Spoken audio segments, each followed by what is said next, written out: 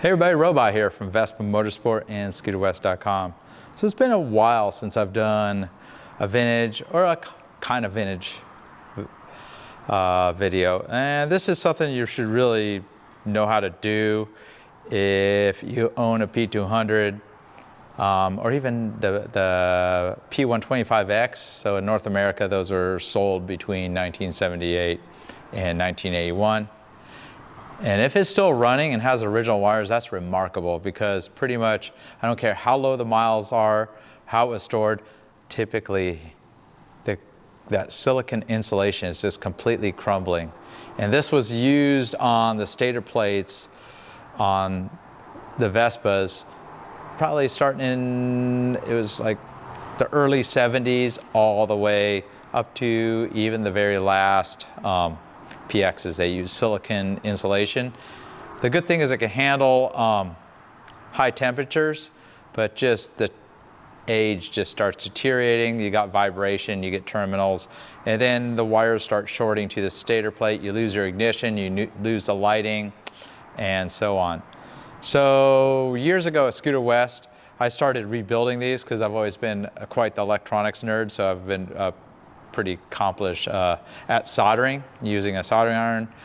Today I'm going to show you how to do it, something I never have shown anybody how to do on video. For years we've had this as a service on our website. You can mail in a stator. We get stators every week, several of them every week, that we rebuild. And I've sourced the best wire for the job, and it's a cross-link automotive grade, I think, I don't remember what kind of poly wire, but it can handle high temperatures, and we've professionally crimped all the terminals on and cut the wires really close to the original lengths. There's a couple different variations for the stators. For the P-Series Vespas that were sold in North America, there's essentially 4 different styles.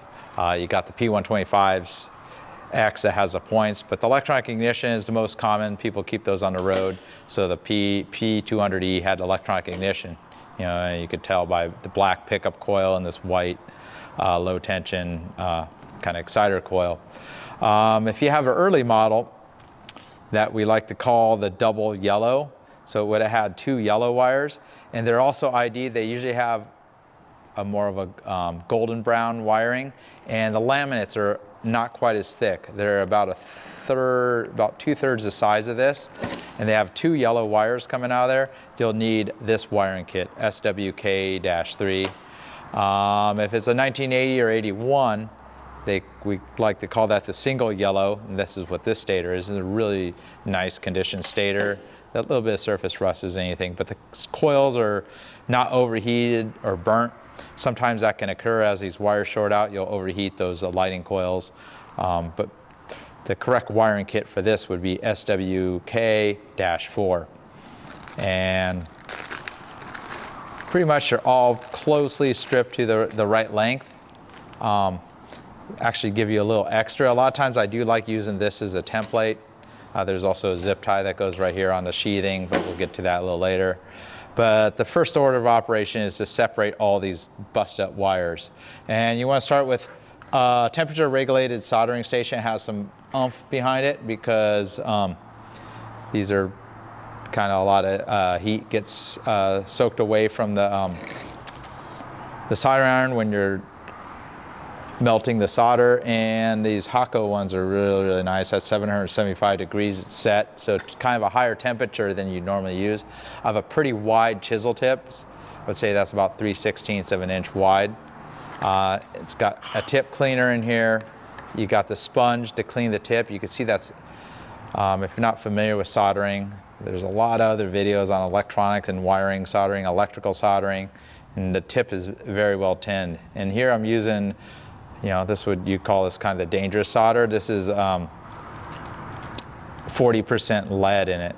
So you definitely want to wash your hands after you do something like this, or wear gloves. Don't be huffing the scents. You want to have them go away, or have, you know, it's not exactly the most safe thing to use lead solder, but that's the kind of solder you need to use for this style soldering. So the colors go, just so you can see, this is your pickup coil. You got yellow, and then this coil bypasses into this coil here, this second coil, then red terminates right here. This color that you can't see, it looks like tan, that's usually always your purple wire, that's for the headlight, and it ties to this coil, and then this coil ultimately grounds out. You have, excuse me, a black wire right here that grounds out right there for the stator plate, and you have a white wire that also grounds out for your ignition ground.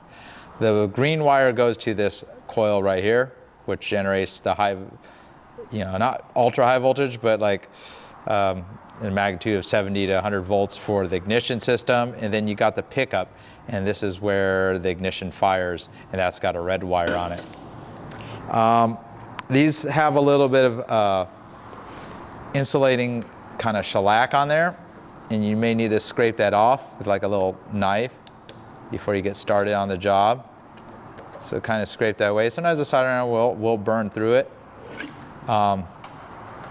There's two ways to dismantle these. You could cut all the wires out, then use a solder suck to clean out the holes. I may use this solder suck. This is a tool that actually makes a vacuum to suck out old solder. But typically, you just start with a tin tip and melt it from the backside. Be very careful. These things are plastic, so you can't overheat it. And just pull the wire out. I should use a needle nose. That works a little better than these diagonals. And you can see that yellow wire is separated. And at this point, the hole is not really present because there's solder in it, and we want to put a new wire. You could feed the wire through the existing solder, but typically the best practice is to use a solder suck and clear the hole. So this put a vacuum, and it cleared out that hole of any remaining solder, and oftentimes it will push it right out. Pretty much you want to repeat with all the other wires. Just go around, I'll get some needle nose and I'll start pulling those out. So another way, you know, I was trying to use the diagonals there. The hemostat's probably your best bet because you can kind of bite onto the wire. Obviously the insulation's crumbling, so I'm fighting that a little bit. And a soldering iron always works best if you have solder already on the tip. Purple wire right here, and doing this for the first time, I kind of just remember where the wire colors go. You may want to make a little map of where the wire colors are. I tend to always want to wire them in the same direction that they originally were. So you can see the wires kind of route underneath the coils, and you just carefully pull these through. Obviously they're crumbling. It's pretty hard to do because the wires are just so stuck and crumbled under the underneath all this. So, and they're kind of melted to the coils sometimes. So it's just kind of just pull them through. And they're pretty melted in there. So may need to get a flat bladed screwdriver, kind of clean it out from underneath there. So you can get in there, clean it out. Obviously take extra care not to scrape the insulation on the coils themselves. These coils actually all do remove. They do have a peen over section. I have changed coils several times, either to make different electrical arrangements or the coils are just burned up. And the stator plate service that we offer, we'll check all the coils, and if any of them are burned up and we have replacements, we'll go ahead and replace those coils too. I'm not going to show how to do that because I'm pretty certain this is going to be a working stator. Obviously, before I wire it, I'll show you. I'm going to ohm out all the coils, kind of see where they're all at. But just getting these freed up, now these are getting pretty old and crusty. They're just, I remember them being difficult about 20 years ago when I was rebuilding them. And now, if you have one with original wiring, it's just takes a bit of work to get it all pulled apart. All that crumbling insulation that kind of tends to stay behind. So, kind of showing you the way it is now. This 2023. And we're pretty close to getting the wires. We got the red, which is this one, to where the hole is, where they all come through, or half the wires come through. There it is. So we'll go ahead and pull them through. You may just want to cut them.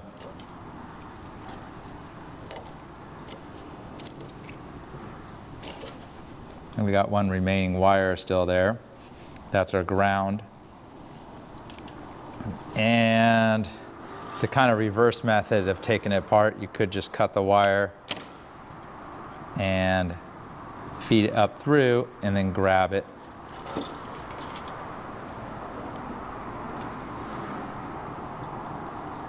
Pull that out. It's remarkable. Every once in a while I get these scooters, they come through the shop and they'll have wiring that looks like this and somehow they're still running. It's like the wiring is practically shorting against the actual stator plate. But there you go, got the black wire. And that makes it a little easier. I'll be able to desolder that from the stator plate. This one, since it's a ground, it's gonna have a lot of mass that's gonna sink the power away. So your best bet is to melt solder onto it and then pull it away. And typically I just leave solder on the ground terminals. I don't bother solder sucking those free. Back to using the solder suck. Go and clear the hole for the purple wire. And right here for the red wire. You can see the solder kind of gets stuck in there. So pretty much have all those clear. On the second one, that's where all the ignition wires are going through.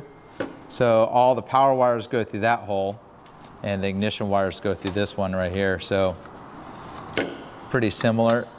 Go ahead, and another way sometimes to pull the wire away is just use a little screwdriver.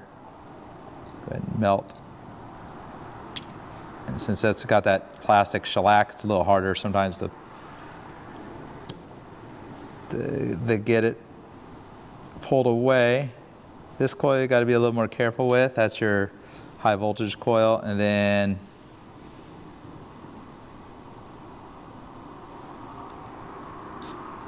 again, it's taking quite a bit of heat to get soaked into that ground terminal for this white wire for your ignition ground.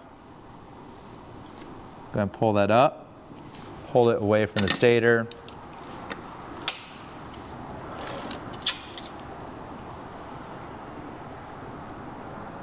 And go ahead and pull that out. So you kind of get the idea. And that white wire kind of goes underneath that coil there. And they came out a little cleaner. So there's your original wiring.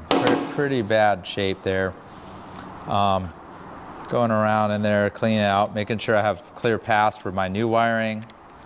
But before we even start wiring up the stator, I'll go ahead and solder suck some of those other holes out. I'm gonna get my ohm meter and just double check everything. Make sure the pickup coil's good, you know.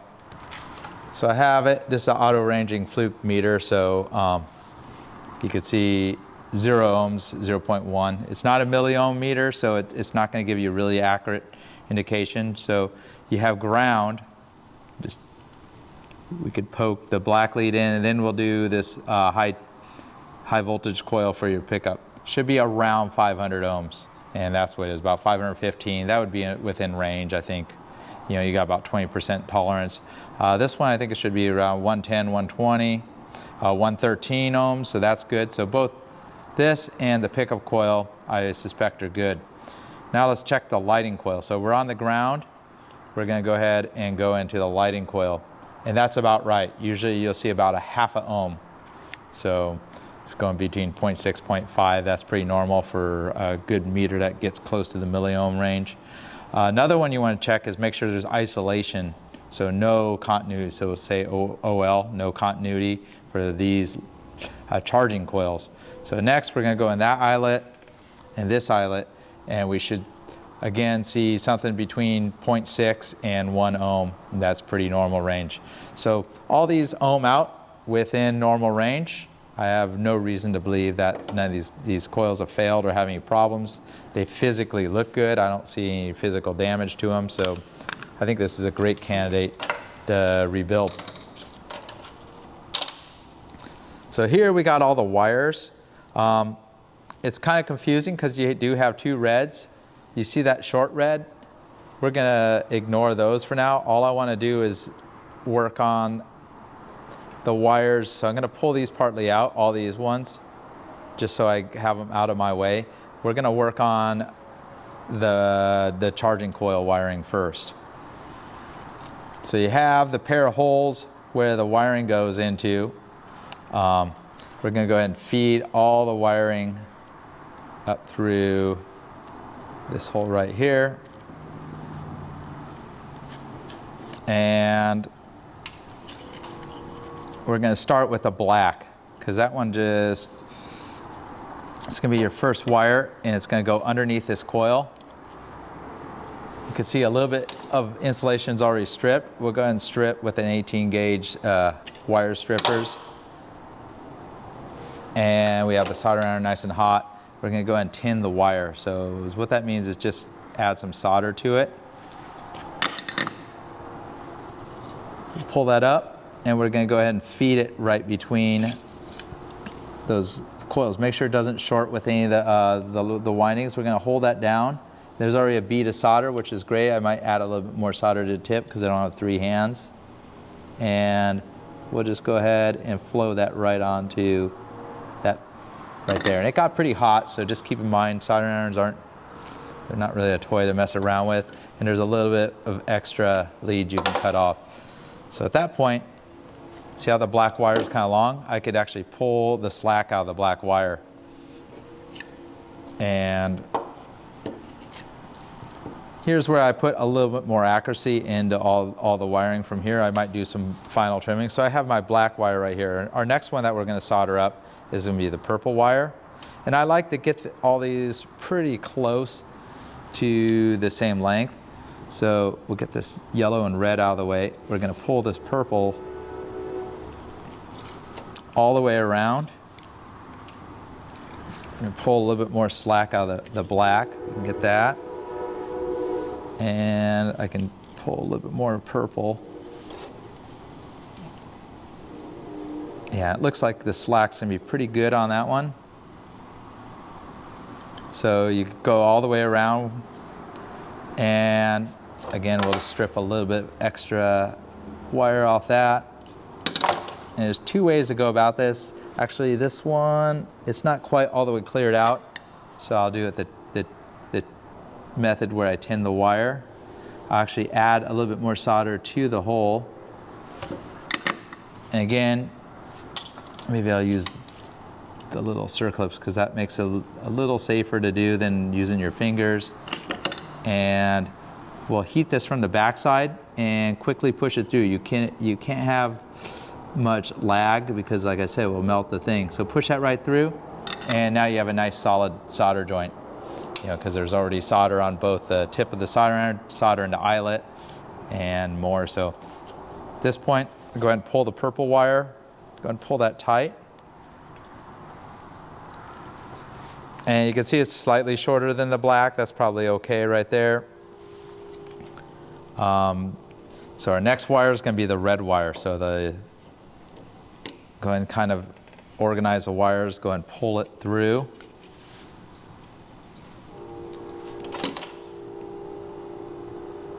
And go ahead and strip that a little bit more off that.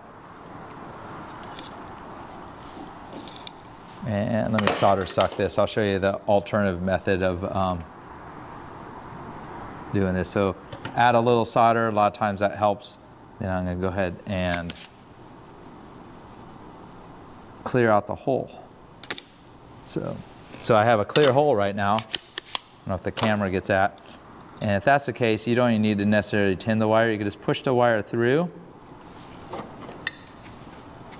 And, you know, both methods work just fine. And then get in here and feed the solder right into that hole. And you want enough solder where it's a nice, nice solder joint with no, you know, If it's a cold solder joint, it's not gonna go all the way, melt all the way around the wiring, the copper and the eyelet that the wires go through. Just like the purple wire, we'll go and pull this tight. And don't be afraid, just usually pull them really, really tight. I want them nice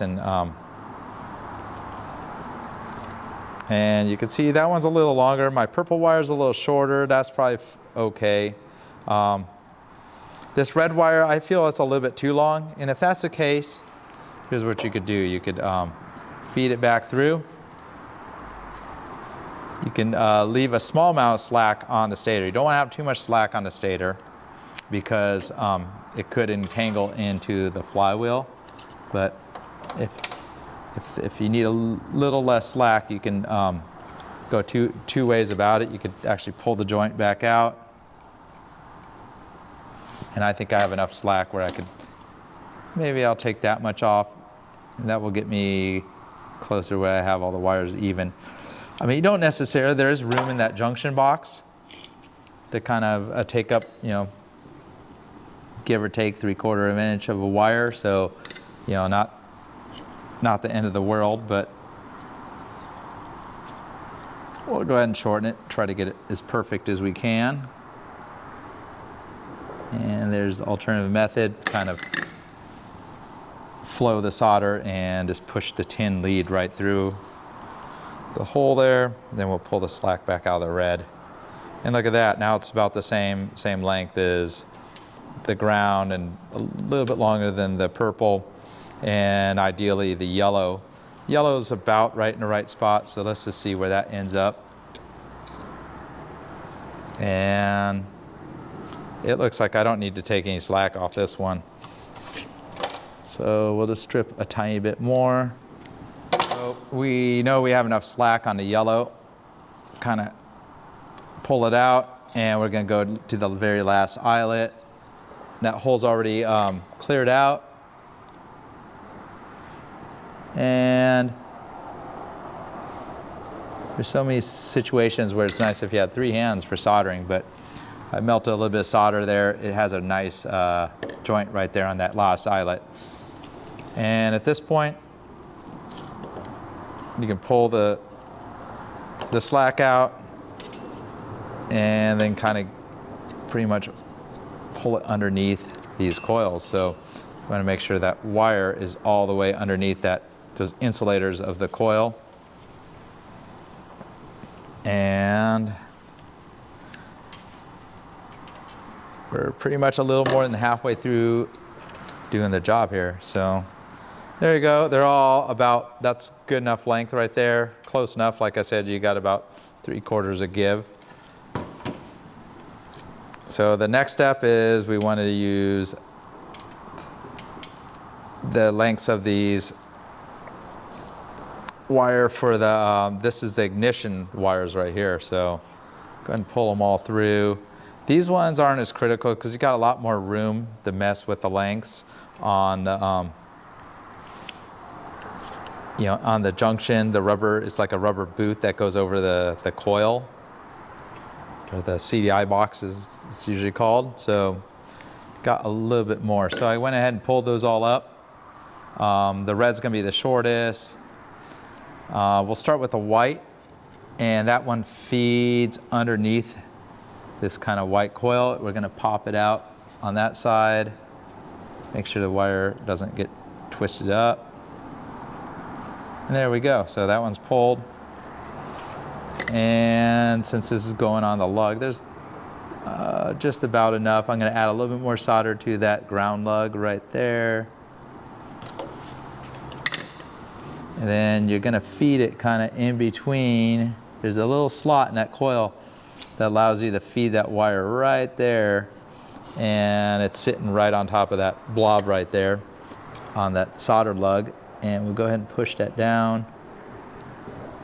And there you go. It's nice solder joint. Give it a nice tug. That's always a good way to test your solder joints. Then at this point, we could pull the slack out of that white wire. So the green wire, we'll go ahead and tin this little stripped end.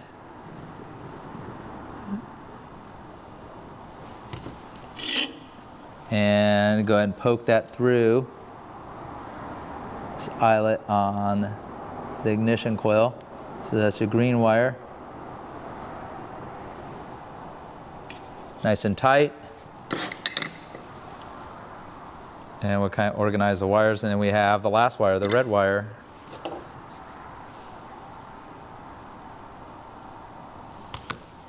Pretty much do the same on this one. I'll go ahead and heat the solder, the remaining solder on that lug right there. Let it cool down. Nice solder joint there. And we'll pull the slack out of all these wires. Make sure that stays kind of put right there. That one's a little long, but that's fine. So at this point, got all the wires. You see how they're routed, kind of like that.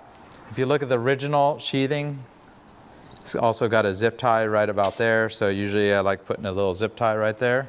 All right, so go ahead and push the sheathing right there. I have them all nice and routed through those kind of chamfered aluminum holes there.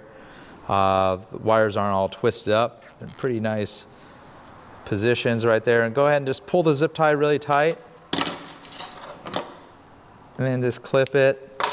Here's another little tip. Sometimes it's not the greatest thing for your soldering iron, but you can melt the end of a zip tie to kind of seal it off. Take off that sharp little end right there.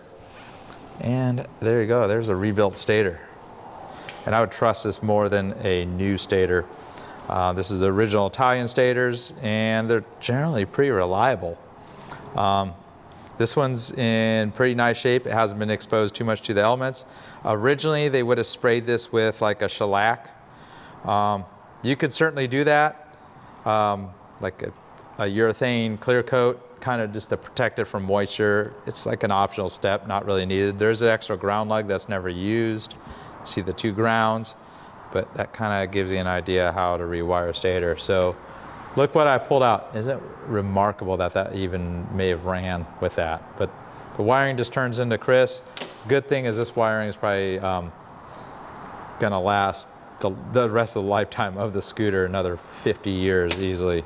So we got all the wires right there. We got insulation on those. Those go to your CDI box. These go to the junction box. Hope you enjoyed that video. And if you're not looking to tackle this job again on your own, me and my technician Scott and I, he's very accomplished at doing the soldering, and he does several of them every week. You can mail them to us. Just go to the Scooter West web store. You can see the mail order services. It talks all about the pricing, and the turnaround time is usually pretty quick, and we can do that for you. So if you're looking to do it yourself, we got you covered with the wiring kits. You just want to be a fairly accomplished solderer before you do that. I don't even know what you call that. Not a welder. I guess you're a solderer. You know. So not something you want to really practice on. It's a little harder than even like soldering little components on a circuit board, in my opinion.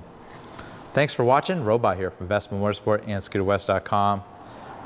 Always handy to have a meter. See you on the next one.